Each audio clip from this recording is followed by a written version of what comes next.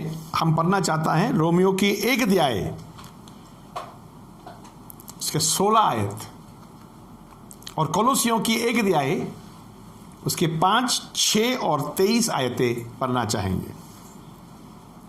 क्योंकि मैं सुसमाचार से नहीं लजाता, इसलिए कि वो हर एक विश्वास करने वाले के लिए पहले तो यहूदी फिर यूनानी के लिए उद्धार के निमित्त परमेश्वर की सामर्थ है। Speak little louder. कोलोसियों 1 अध्याय 5 और 6 आयत उसके बाद 23 आयत। कोलोसियों की 1 अध्याय 5 से 6।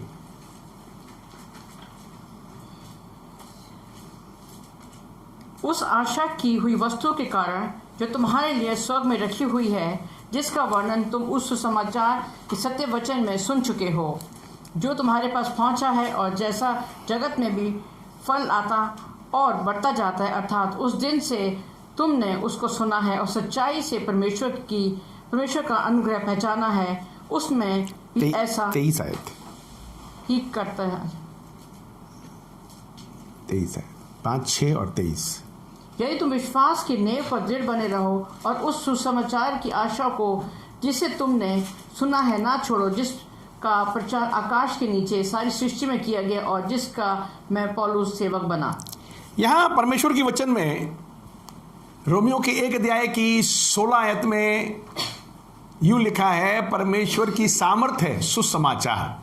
आज मैं आपको परमेश्वर की सुसमाचार की बारे में बताना चाहूंगा। सुसमाचार क्या चीज है? बाइबल कहता है सुसमाचार परमेश्वर की सामर्थ है। कोलोसियों की 1 आयत ऐसे 1 अध्याय कोलोसियों की 1 अध्याय में 5 आयत में ऐसा कहता है, 5 में उस आशा की हुई वस्तु के कारण जो तुम्हारे लिए स्वर्ग में रखी हुई है, तुम्हारे लिए स्वर्ग में रखी हुई है वस्तुएं, तुम्हारे लिए इनामें रखे हुए हैं। हाँ जी, जिसका वर्णन तुम उस सुसमाचार के सत्य वचन में, जिसका वर्णन तुम उस सुसमाचार की सत्य वचन में सुन चुके हो।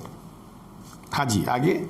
जो तुम्हारे पास पहुंचा है और जैसा जगत में भी फल ला रहा है और बढ़ता जाता है। सुसमाचार फल ला रहा है, बढ़ता जा रहा है। अर्थात जिस दिन से तुमने उसको सुना और सच्चाई से परमेश्वर का अनुग्रह पहचाना, तुम में भी ऐसा ही करता है। 23 आयत पढ़ेंगे। यदि तुम विश्वास की नींव पर दृढ़ बने रहो और उस सुसमाचार की आशा को जिसे तुमने सुना है ना छोड़ो, जिसका प्रचार आकाश के नीचे की सारी सृष्टि में किया गया। बाइबल कहता है सुसमाचार के सुना हुआ आशाओं को मत छोड़ो। सुसमाचार परमेश्वर की सामर्थ है। आपको सुसमाचार की बातों को समझने की जरूरत है और मैं उस पर आपके साथ बातचीत करना चाहता हूं। अंग्रेजी में सुसमाचार को गॉस्पल कहता है। ये एक एंग्लो सैक्सन शब्द से आया है। उसकी मानी है गॉड स्पेल से गॉस्पल हुआ है। इसके मानी अच्छी खबर, अच्छी शब्दों की परवरिश। जो हम यहाँ गॉस्पल के बारे में देखता है, यूहन्ना 3:16 में लिखा है, परमेश्वर ने जगत से इतना प्यार किया, अपने एक लौता पुत्र हमारे लिए दे दिया, जो कोई उसे विश्वास करे नाश ना हो, हमेशा का जिंदगी पा सके। और पौलुस ने 1 तिमोथी 1 अध्याय की 15 आयत में ऐसा कहा है। पौलुस ने 1 तिमोथी 1 अध्याय की 15 आयत आपके साथ सुनेंगे। ये बात सच थोड़ा क्लियरली पढ़ो। ये बात सच और हर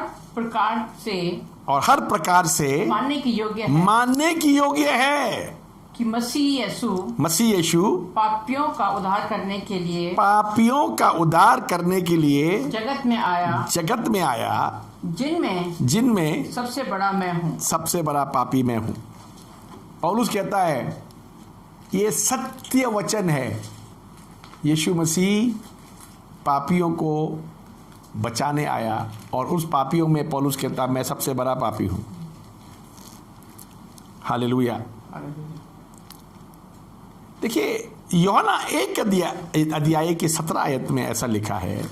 यूहन्ना की इंजील 1 अध्याय की 17 आयत में लिखा है,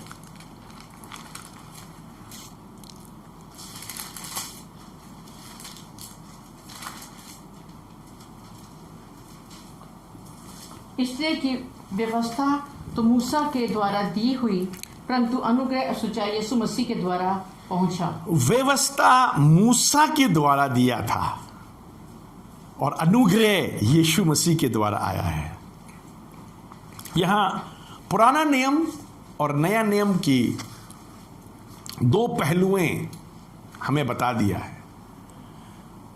व्यवस्था 613 नियम मूसा के द्वारा आए थे।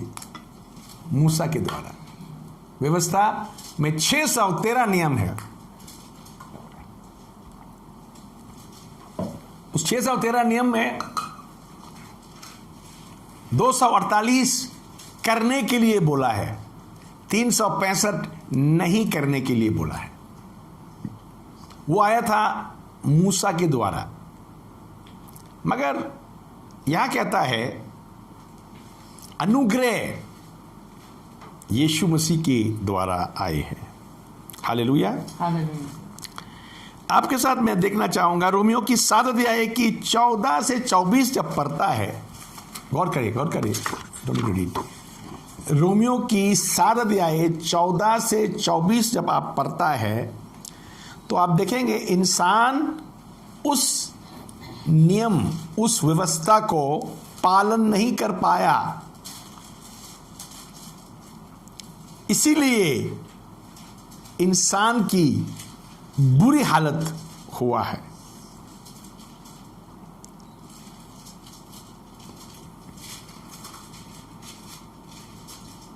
लोग अपने अच्छे कामों से बचने के लिए अच्छे काम करने की कोशिश करता था, पर उन लोग पापी बनकर वही जीवन खराब हो जाते थे। अच्छे काम क्या क्या था? फिलिपियों की 3:5 में लिखा है खतना करना। फिलिपियों 3:5। 8वें दिन मेरा खतना हुआ, इसराइल के वंश और बिन्यामीन के गोत्र का हूँ। 6 आयत। इब्रानियों का इब्रानी हूँ और व्यवस्था के विषय में व्यवस्था संभालने की कोशिश करता था। ठीक है, पौलुस खतना किया हुआ था, व्यवस्था संभालने के लिए खबर रखता था और तीसरी सबत का दिन को मानते थे और रखते थे और अपने पापों की बलिदान एक मेमना के द्वारा चराते थे और चंदा दान देते थे। 5वां बात। 6ठा, हफ्ता में 2 बार रोजा रखते थे। ये एक फारिसी की काम है। मगर बाइबल क्या कहता है? परमेश्वर आप पापी है तो आपकी अच्छे कामों से भी परमेश्वर नफरत करता है। हम पढ़ेंगे नीति वचन 15 अध्याय, पहला 8 आयत पढ़ेंगे। 8 में क्या कहता है, 9 में क्या कहता है, 26 में क्या कहता है, हम देखेंगे। दुष्ट लोगों के बलिदान से यहोवा घृणा करता है। 8 आयत 15 की 8, नीति वचन 15 अध्याय की 8 आयत में कहता है दुष्ट लोगों के बलिदान से परमेश्वर घृणा करता है, नफरत करता है। परंतु वो सीधे लोगों की प्रार्थना से प्रसन्न होता है। हाँ, मगर सीधे लोगों की प्रार्थना से पसंद होता है। 9 आयत पढ़ेंगे। दुष्ट के चाल चलन से यहोवा को घृणा आती है। देखो, पहले तो दुष्ट के बलिदान, उसके बाद दुष्ट के चाल चलन से यहोवा को घृणा आती है। गिरना आती है। 26 आयत। बुरी कल्पनाएं यहोवा को घिनौनी लगती हैं, परंतु शुद्ध जन के वचन मन भावने हैं। हाँ, गलत आदमी की अच्छी विचार भी परमेश्वर नफरत करता है। तो आप पाप करने वाले आदमी, जब तक आपके पाप धुल नहीं जाते हैं, आपकी बलिदान, आपकी चाल और आपकी सोच से परमेश्वर नफरत करता है। अभी आपके साथ मैं बताना चाहूंगा सुसमाचार क्या है। सुसमाचार के द्वारा परमेश्वर ने क्या किया है। रोमियो की 6 अध्याय की 23 आयत में हम देखता है, रोमियो की 6 अध्याय की 23 आयत।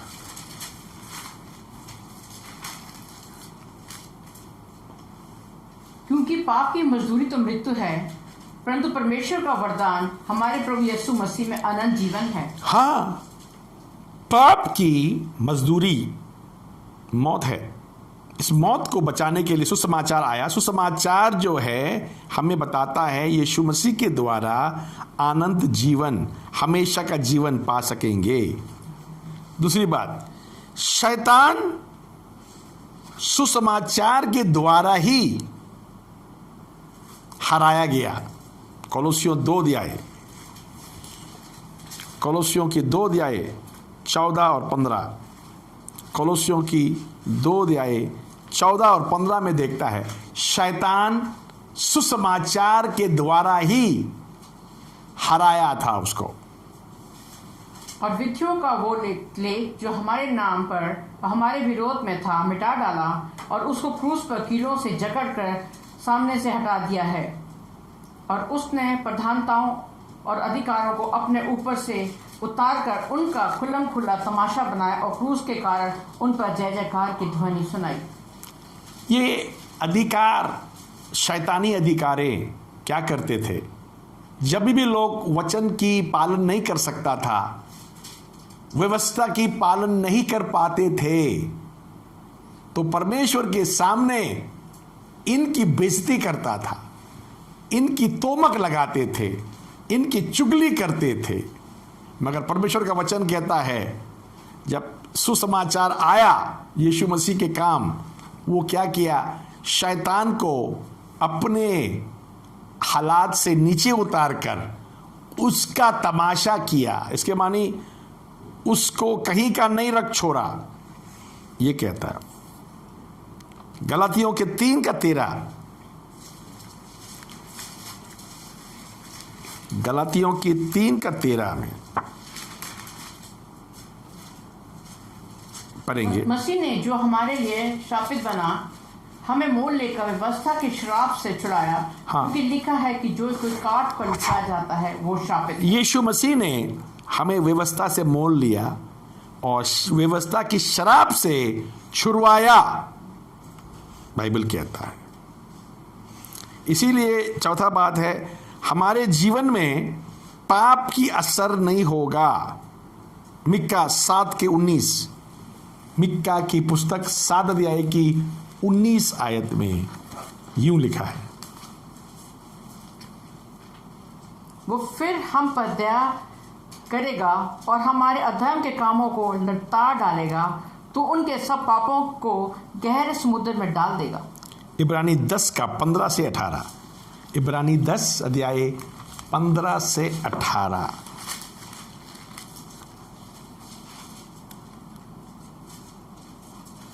और पवित्र आत्मा भी हमें यही गवाही देता है, क्योंकि उसने पहले कहा था कि प्रभु कहता है कि जो वाचा मैं उन दिनों के बाद उनसे मानूंगा वो ये है कि मैं अपनी व्यवस्था को उनके हृदय पर लिखूंगा और वे उनके विवेक में डालूंगा। हालेलुया। फिर हाँ जी, 17। हम पांचवा बात, हम पापियों को धर्मी ठहराया गया। रोमियो का 5 अध्याय की 1 आयत में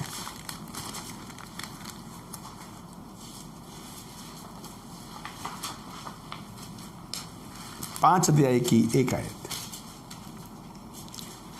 सो जब हम विश्वास से धर्मी ठहरे तो हमारे प्रभु यीशु मसीह के द्वारा परमेश्वर के साथ मेल रखें। हाँ, विश्वास से धर्मी ठहरा और परमेश्वर के साथ मेल मिलाप हो गया। छठा बात, मसीह यीशु की धार्मिकता हमारे अंदर डाल दिया। पढ़ेंगे 2 कोरिन्थियों 5 का 21। 2 कोरिन्थियों 5 अध्याय की 21 आयत। जो पाप से अज्ञात था उसी को उसने हमारे लिए पाप ठहराया कि हम उसमें होकर परमेश्वर की धार्मिकता बन जाए। हालेलुया। धार्मिकता, यीशु मसीह की धार्मिकता हम में डाला गया था। 7वां बात, दूसरा हम पढ़ेंगे इफिसियों की 2 अध्याय के 8 और 9। इफिसियों की 2 अध्याय 8 और 9।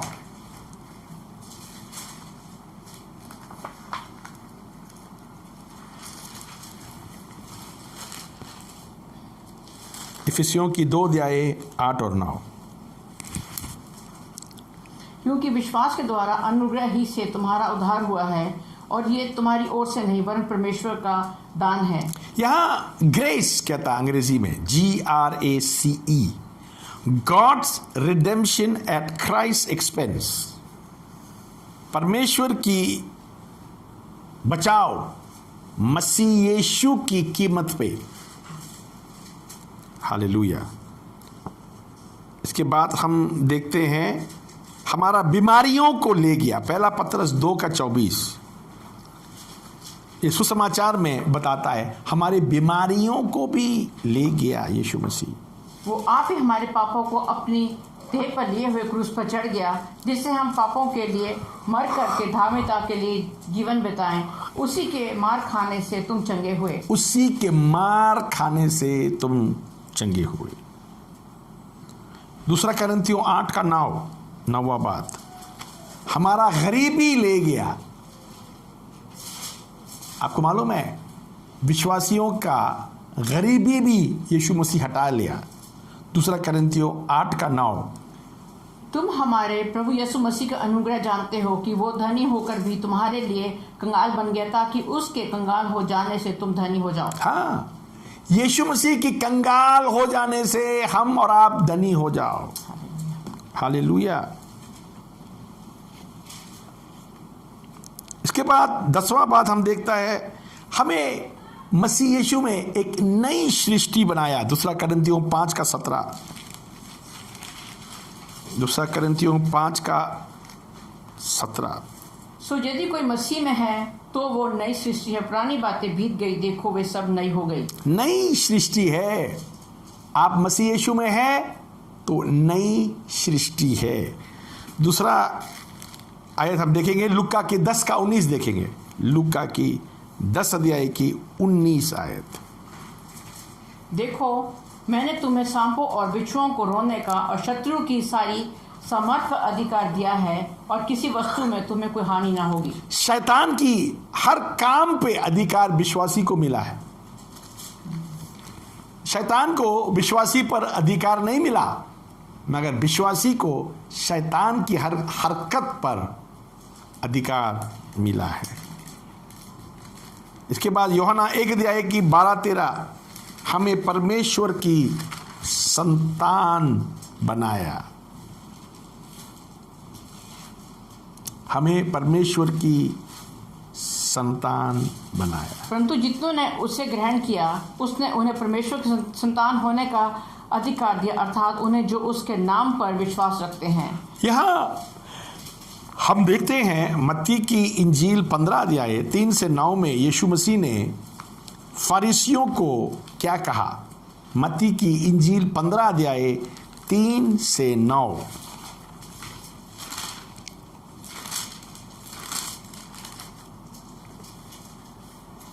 उसने उनको उत्तर दिया कि तुम भी अपनी रीतियों के कारण क्यों परमेश्वर की आज्ञा टालते हो। अपने रीतियों के कारण। देखो इंसान का रीति रिवाज जो है, इंसान की तरफ है। रीति रिवाज के कारण परमेश्वर की आज्ञा आज्ञाओं को आप तोड़ नहीं सकते। आप इंसान का रीति रिवाज रखने के कारण परमेश्वर की वचन को तोड़ना है तो सावधान हो जाए, नहीं कर सकते आप। परमेश्वर का वचन कहता है यहां, क्या कहता है वचन? क्योंकि परमेश्वर ने कहा था कि अपने माता पिता का आदर करना, और जो कोई पिता या माता को बुरा कहे तो वो मार डाला जाए। मार डाला जाए। परमेश्वर का वचन कहता है जो भी बच्चा माँ बाप की खिलाफ करेंगे तो उसको सजाए मौत मिलना चाहिए। हाँ, पर तुम कहते हो कि यदि कोई अपने पिता या माता से कहे हाँ। कि जो कुछ तुझे मुझसे लाभ पहुंच सकता है वो परमेश्वर को भेंट चढ़ाई जा सकी। हाँ, तो कोई बच्चे अपने माँ बाप को कमा के खिला रहा है तो ये नहीं बोल सकता है मैं तुम्हारे कर्जा चुका दिया हूं, अब तुम्हारे बात मानने की जरूरत नहीं है, ये नहीं बोल सकता है। हाँ जी, तो वो अपने पिता का आदर ना करे, सो तुमने अपनी रीतियों के कारण परमेश्वर का वचन टाल तो दिया। बोलता अपने इंसान की रीतियों के कारण परमेश्वर की वचन को ना तोड़ो। अभी यहां परमेश्वर की वचन और इंसान का रीति रिवाज हम कुछ देखेंगे। अभी यहां यहूदियों का बीच में मंदिर, जैसे हम यिर्मयाह की 7 अध्याय उसके 4 आयत में देखता है, यिर्मयाह की 7 अध्याय के 4 आयत में देखा, यहूदी लोग बड़ा परमेश्वर की साथ घमंड करते हैं। हमारे पास मंदिर है, हमारे पास मंदिर है, पर मंदिर को पीट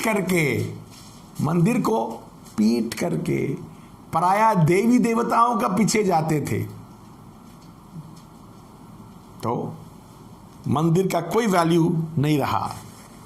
उसके बाद याजक होता था उनके पास।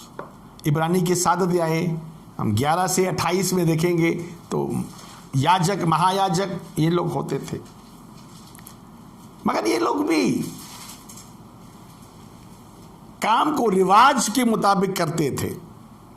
उसके बाद तीसरे हम देखते थे बलिदान चढ़ाते थे। बलिदान तो हर साल चढ़ाते थे, मगर किसी ने पाप से मुड़ा नहीं। मंदिर की जो जहां बलिदान चढ़ाता है वेदी, वहां खून की बदबुएं तो है, लोगों की पछताप नहीं है। मूसा को मानते थे मगर मूसा को नहीं पहचानते थे। इंसान की रीति रिवाजों में पूरा जगरा हुआ था और अनजाने में वचन तोड़ते थे। और ज्यादा लोग क्या करते थे, मंदिर में दुकान खोलना चाहते थे आमदनी के लिए। जैसे आजकल प्रार्थना के नाम से नमक बिकता है, पानी बिकता है, तेल बिकता है, तो ये व्यापारी नहीं है, ये क्या है? आप विश्वास करते हैं इसमें सामर्थ्य है, मत भेजो, फ्री में दो। क्यों आप ये काम करते थे? तो यहां हम देखते हैं सुसमाचार ये सब चीजों को तोड़ देता है, हटा देता है। यहां धर्म क्या लाता है? धर्म में रिवाज और जो काम करने का हमेशा करता है उसको लेके आता है। ऐसा करते हैं हम, ऐसे करते हैं, ऐसे करते हैं। मगर सुसमाचार आपकी कमाई के कुछ बात नहीं है, आपकी करने की जरूरत नहीं है। सुसमाचार उन सब रिवाजों को तोड़कर आपको छुटकारा पाप से देता है। हालेलुया। अभी एक कहानी देखेंगे आपके साथ। लूका की 18 अध्याय में एक फरीसी की प्रार्थना हम आपके साथ देखना चाहेंगे। हाँ जी, 9 से 12 में हम देखते हैं। और उसने कितनों से जो अपने ऊपर भरोसा रखते थे कि हम धर्मी हैं, अपने ऊपर भरोसा रखते थे हम धर्मी हैं, और औरों को तुच्छ जानते थे। औरों को तुच्छ जान। देखिए, जो लोग अपने आप को ज्यादा समझता है वो दूसरों को तुच्छ जानते हैं। वो कुछ नहीं है, कोई नहीं है ऐसा कुछ।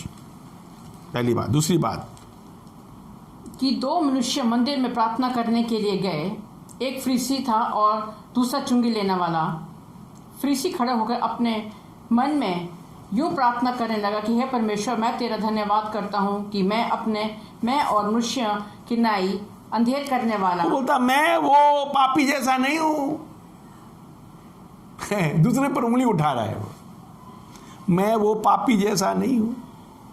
देखो, हमेशा धार्मिक लोग अपने आप को उठाएंगे, दूसरों को नीचा करता ही है। तीसरा, और न्याय और व्यभिचारी नहीं, और ना इन चुंगी लेने वालों के समान हूं। हाँ, तो दूसरों को अलग ग्रुप बना देता है, अपना अलग ग्रुप बना देता है। चौथा, मैं सप्ताह में 2 बार उपवास करता हूं, मैं अपनी सब कमाई का 10वां अंश भी देता हूं। हाँ, अपने तारीफ करना शुरू कर देगा। मैं 10वां देता हूं, मैं ये करता हूं, मैं वो करता हूं, वो नहीं करता।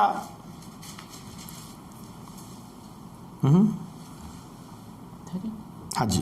परंतु चुंगी लेने वाले ने दूर खड़े होकर स्वर्ग की ओर आंखें उठाना भी ना चाहा, वरन अपनी छाती पीट पीट कर कहा, हे परमेश्वर, मुझ पापी पर दया कर।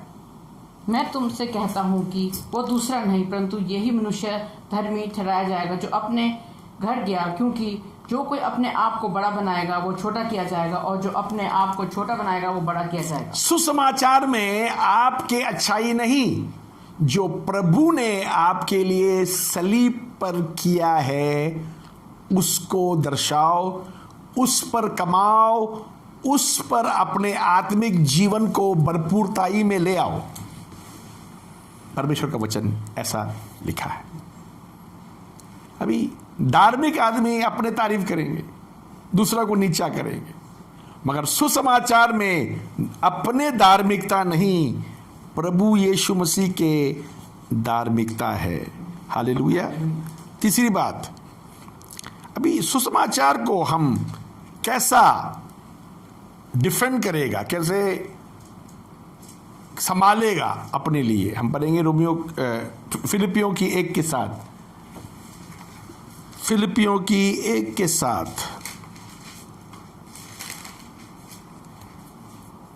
उचित है कि मैं तुम सबके लिए ऐसा ही विचार करूं, क्योंकि तुम मेरे मन में आ बसे हो और मेरी कैद में हो, और सुसमाचार के लिए उत्तर और प्रदान देने में पौलुस कहता है मैं सुसमाचार के लिए उत्तर देने वाला हूं। पूछो, जवाब दूंगा। सुसमाचार क्या है? तो अभी सुसमाचार क्या है हम देखेंगे आपके साथ। पहला थिस्सलुनीका 1:5। पहले हम देखा क्या नहीं है, अब हम देखेंगे क्या है। पहला थिस्सलुनीका 1:5। क्योंकि हमारा सुसमाचार तुम्हारे पास न केवल वचन मात्र ही में, वरन सामर्थ और पवित्र आत्मा और बड़े निश्चय के साथ पहुंचा है। सिर्फ वचन नहीं, सामर्थ और वरदानों के साथ पहुंचा है। हालेलुया। ठीक है जी। सुसमाचार में सामर्थ है। पौलुस कहता है सुसमाचार परमेश्वर की सामर्थ है, रोमियो की 1:16 में। ठीक है जी। दूसरी बात, सुसमाचार में चिन्ह और चमत्कार है। जैसे हम प्रेरितों का 3 अध्याय में देखता है, एक लंगड़ा आदमी जो मंदिर के फाटक में बैठा हुआ था, उसको सुसमाचार के द्वारा चला लिया। बचपन से लंगड़ा था। ठीक है। और अब तीसरी बात देखता है, सुसमाचार में दुष्ट आत्माओं को निकालता है। हालेलुया। मत्ती की 12:28 पढ़िए। मत्ती की 12:28। पर यदि मैं परमेश्वर की आत्मा की सहायता से दुष्टात्माओं को निकालता हूँ तो परमेश्वर का राज्य तुम्हारे पास आ पहुंचा है। हालेलुया। दुष्ट आत्मा निकालता हूं तो परमेश्वर के राज्य आ पहुंचा है। हालेलुया। हालेलुया। चौथा बात, बीमारियों को चंगा करता है। प्रेरितों के 10 अध्याय की 38 आयत। प्रेरितों की 10 अध्याय की 38 आयत। सुसमाचार बीमारों को चंगा करता है। जल्दी पढ़ो बाइबल। कि परमेश्वर ने किस रीति से यीशु नासरी को पवित्र आत्मा और सामर्थ से अभिषेक किया, वो पढ़ाई करता और सबको जो शैतान के सताए हुए थे अच्छा काम फिरा। हालेलुया। परमेश्वर उसके साथ था। हालेलुया। सुसमाचार में चंगाई भी है, बीमारों की चंगाई। उसके बाद हम देखता है जो लोग, पांचवा बात, जो लोग सुसमाचार की खंडन करता है उनका जीवन बदल जाता है। जैसे पौलुस का जीवन बदल गया था। प्रेरितों की 9 अध्याय 1 से 19 में देखता है पौलुस के जीवन बदल गया था। मैंने भी सुसमाचार की खंडन करते थे। बहुत लोग जो खंडन करता है उनके भी जीवन बदल जाते हैं। हालेलुया। हालेलुया।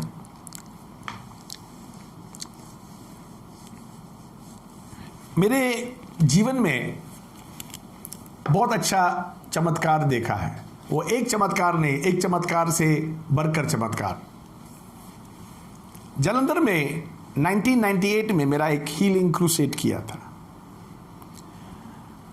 उसके तीसरा दिन में जो वहाँ के लोग जो मसीह के सुसमाचार के नफरत करते थे, वो लोग आके मारपीट करके स्टेज को जला दिया। और वो सोचा काम खत्म कर दिया उन्होंने। मिठू बस्ती में, जालंधर मिठू बस्ती में 1998 में अप्रैल महीना में वहाँ सुसमाचार प्रचार मैंने किया और मैंने पूरा कर नहीं पाया, स्टेज जला दिया था उन्होंने। तो उनकी लीडर मुझे बचाने आया, क्योंकि मैंने स्टेज पर बैठा हुआ था और मैंने प्रभु को बोला, प्रभु आज आग के साथ मुझे भी जला दो, मुझे भी जला दो। आप चमत्कार यहां नहीं करेगा तो मुझे भी जलने दो। तो जब मैंने ऐसा बोल के स्टेज पर बैठा हुआ था, आग का शोला मेरा ऊपर आ रहे थे। उस समय 2 लोग या 3 लोग मुझे उठा के नीचे पूरा खींच के उतारा। एक था मनोज जो सीएमसी लुधियाना से है, मनोज मलिक। दूसरा था एक नौजवान लड़का था जालंधर से, उसका नाम था संजीव तालिब मसीह। और तीसरा था वही जलाने वालों का बीच में उनका लीडर पवन कुमार। तो उन्होंने बोला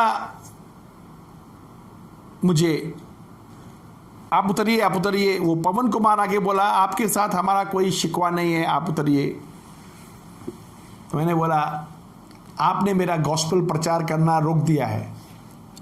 बोलता हाँ जी। तो मैंने बोला, आज से आप प्रचार करेंगे यहां। उसने मुझे बोलता है, मुझे तो सिर्फ राम का प्रचार करना आता है। मैंने बोला, मेरे पीछे बोलो। बोलता क्या? बोलो, क्या बोलना? मैं बोला यीशु। बोला यीशु, बस तुम्हारा मुंह में आ गया है, आज से तुम यीशु का प्रचार करेगा। मैंने छोड़ दिया। उसके बाद छोड़ने के बाद मैं चले गया इंग्लैंड, उधर कहीं प्रचार के लिए।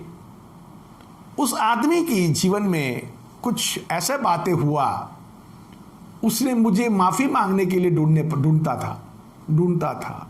था, मिला नहीं।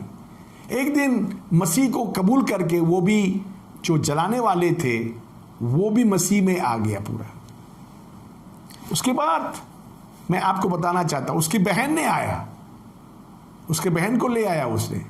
उसकी बहन ने आज की बहुत मशहूर प्रचारक अंकुर नरूला को मसीह यीशु में लाया, वही एरिया में।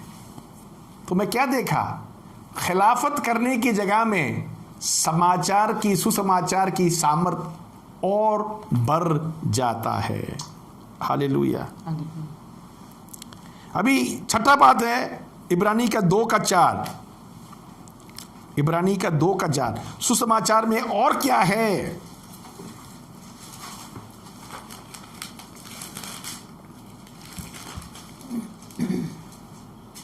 और साथ ही परमेश्वर भी अपनी इच्छा के अनुसार चिन्हों और अद्भुत कामों और नाना प्रकार के सामर्थ्य के कामों और पवित्र आत्मा के वरदानों के बांटने के द्वारा इसकी गवाही दे रहा है। सुसमाचार में वरदाने भी है पवित्र आत्मा की। हालेलुया।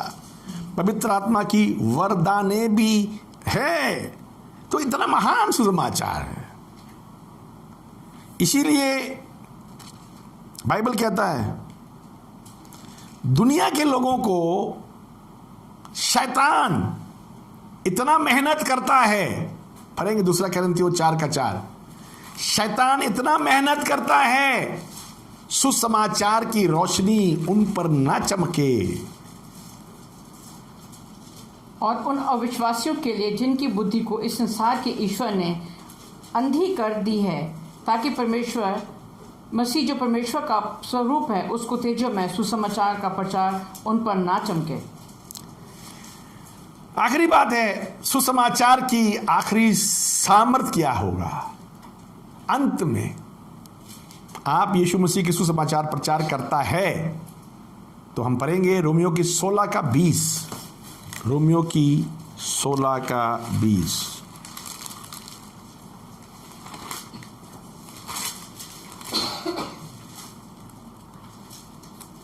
शांति का परमेश्वर शैतान को तुम्हारे पांव से शीघ्र कुचला देगा।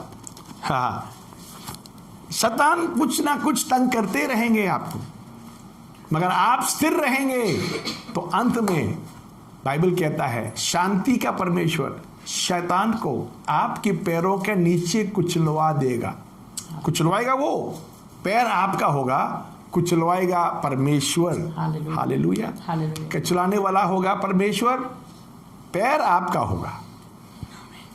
हालेलुया। तो ये सुसमाचार की सामर्थ है। आपको मालूम है सुसमाचार में रहना आपकी फायदा है, सुसमाचार में रहना आपकी सामर्थ है, सुसमाचार में रहना आपकी बढ़ोतरी है, सुसमाचार में रहना आपके बुनियाद है। हालेलुया।